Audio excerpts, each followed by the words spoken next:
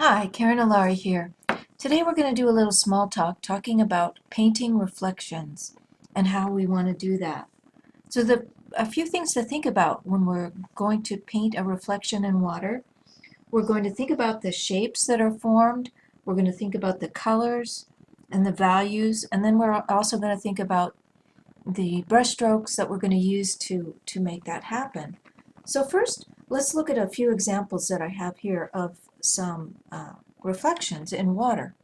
The first thing that you're going to notice is your reflections when they are close. You want to think about the size and shape that you're going to make these reflections.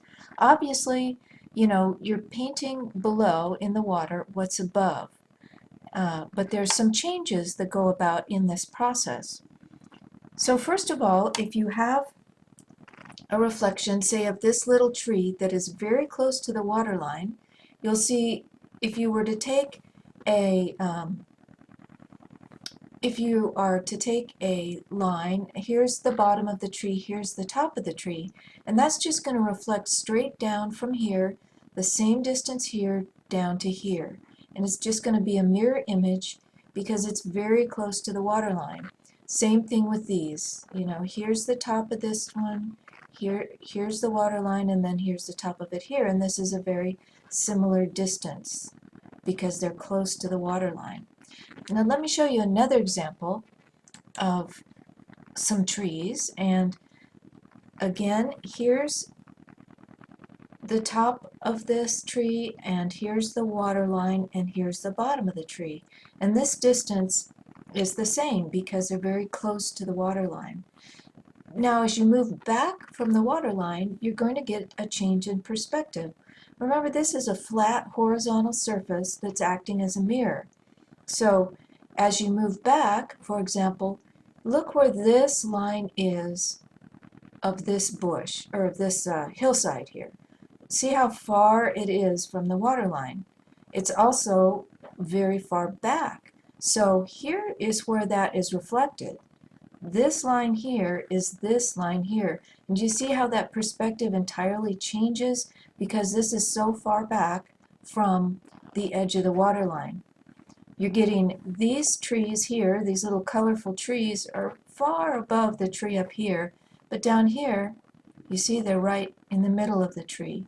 So you have to watch out for that. You can't just do a direct mirror image above as what's below, because then you would have been putting that hill line clear up here like this, and it doesn't reflect that way. So that's one thing to think about. Here's another example of that. So these are very close to the water line. This little bush here is very close to the water line, and you see how it's reflected just the same way. But now look, because this area is behind a long ways in the distance, you don't see any of these things reflect in this reflection. All you see here is sky. So that's just something to really look for. The distance from the water line is going to have a big effect as to what is actually reflected in the water. When all else fails, you just do what you see in your reference, but it's good to have in your mind, exactly what these mean and why they're that way. And if you need to make any changes to your photograph, you can do that, knowing that you're going to have to adjust as far as the size and the shape as what is the distance from the water line. Another thing I want you to look at in terms of just the shapes you're making when you're doing reflections. So it's very important, and sometimes this gets confusing, to follow the shapes as they are above and the direction they lean. So this little bush here leans this direction, so in the reflection it's got to lean back this direction. So you get this mirror image going on. Here you have a shadow under here going up, so in the reflection the shadow's got to go this way. So you can see what I'm saying there. Just mirror those. If this is an orange area of this tree, then the orange area will be over here. And we're mirroring those images. Okay, so placement. That's the first thing. There's also an effect that has to do with where your eye level is. In this picture, you can see that we're standing lower on the bank, and so our eye level is somewhere in here in this range, whereas in this image, we're up higher, especially this one, we're up much higher, and so our eye level is clear up here. And that's gonna magnify the effects of that, what we were just talking about things moving closer to the water line when they're farther away. Same thing with this one. You're seeing almost completely sky because we are higher up. But not to confuse things, just think in terms of if it's further from the water line, then it's going to be further away in the distance, it's going to be closer to the water line. It's not going to be an absolute direct mirror image of what's behind it. There's going to be some effect because of the distance. The second thing you want to think about is the color. So in this example, what you're going to see is the medium tones stay about the same. The medium tones now we're talking about value, light to dark. So this color in here, we get the light medium color. Here's where this color is, and it's right about here on the value scale from very light to very dark.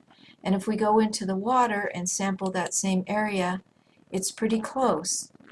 Now if you come into an area that's very dark, like this one, you see how dark this is on the value scale. It's almost to the bottom. But if I sample that same area in the water, it's lighter. So the lights get darker and the darks get lighter. Or you could think of it in another way, in that the value range gets more narrow. You lose those real light lights and the real dark darks, and instead you get more of a mid-range with things generally darker in the water. So that's just something to think about in terms of the color. Let's look at it in another one of these. So in this one,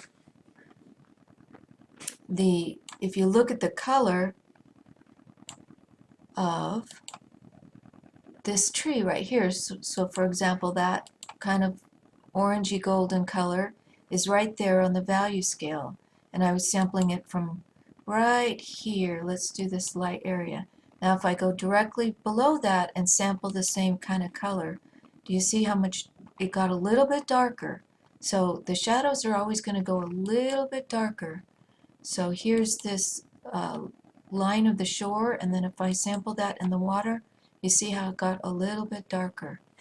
So that's just an important thing to remember, is that the colors will darken up a little bit, except they won't go as dark as the darkest darks above on the bank. So we're looking at value and color changing a little bit. We're looking at the perspective changing depending on how close to the water line your element is. And then we're also going to look at just how we paint these little things. What you'll notice is what we don't have is an exact mirror reflection. So you can't see all these little branches and trees and leaves and things that are going on back here. Instead, you get this general feeling of a vertical line. And I usually use a flat brush, and I'll just take the color that's above, and you go a little bit darker, and then you take your flat brush and you pull straight down. So you're not trying to create the same exact shapes.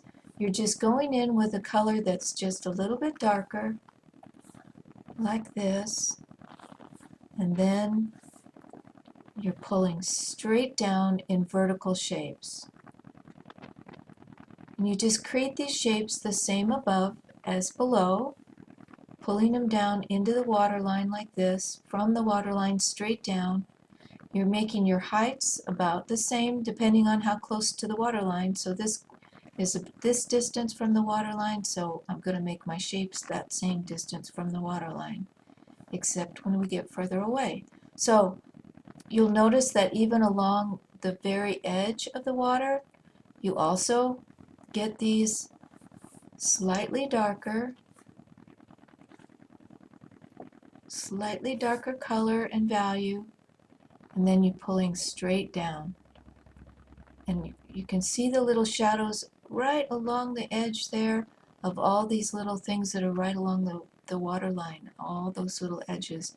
And you don't want to draw these out real, you don't want detail because you don't want it to look the same above as below. You want it to be able to tell, okay, this is the reflection and this is what's above.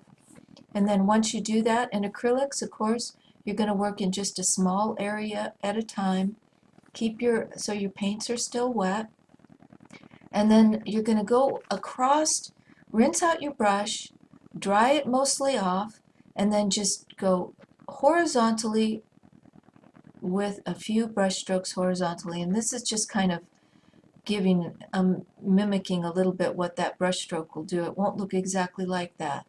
But I want you to get the feeling of you just very, very lightly with a clean brush across it horizontally while it's still a little wet, and that will give you that horizontal movement that you see in the water here. You see how you get this horizontal movement? You get this horizontal, especially where the sky is. If you're using, again, a color that you use is going to be a little bit darker. So there's the sky color right there, and this is the sky color that's actually in the water, and you see how it's darker. So if you use that sky color and you fill in your area that you're doing, you come in here with your greens that you're using for your trees, and you fill that in. So I wanted to show you how when it meets the sky color like that, it's the same concept. You'll do those horizontal light brush strokes, and this again is just an approximation of what happens when you use your brush, but you just lightly go over it with horizontal strokes, and that'll give you that impression like you have in here with the water going back and forth.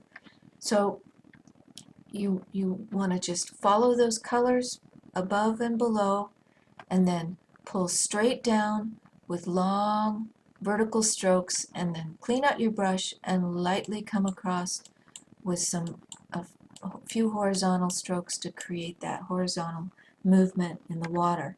Of course, later you can come back and develop your water by adding, for example, I would go in with some sky color at the end, and I would add a few little watermarks right along the edge with my paintbrush.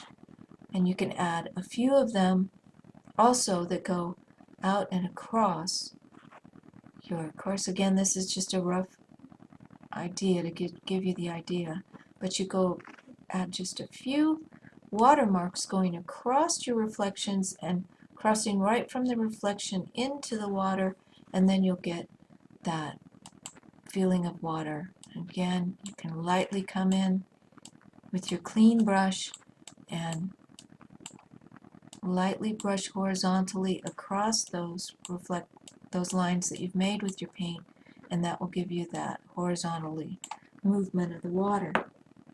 So I hope this helps.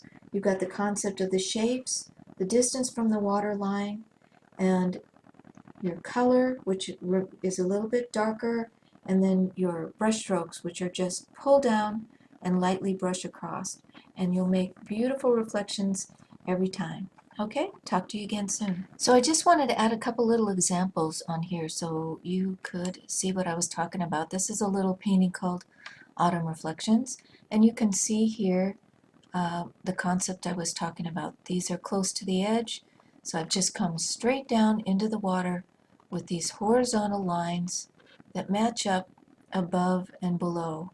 And then I've come across to gently blend those together, and then at the end you come in with some sky colored little horizontal lines that go across the reflection and that just shows that this is the surface of the water. Here's another example. Again, the reflection's going straight down like this, and if it's angled this way up above, then you angle it back this way down below. And you can see this is coming this way, so this comes this way. And you just get those direct comparisons. Straight down, and then with a few horizontal strokes, and then coming back in with these little bits of sky color along the edges, and with just a few little marks out through the middle to make it look like water. So I just wanted to show you those couple of reflection paintings so you could see what I was talking about. Here's autumn reflections again. Okay, talk to you next time.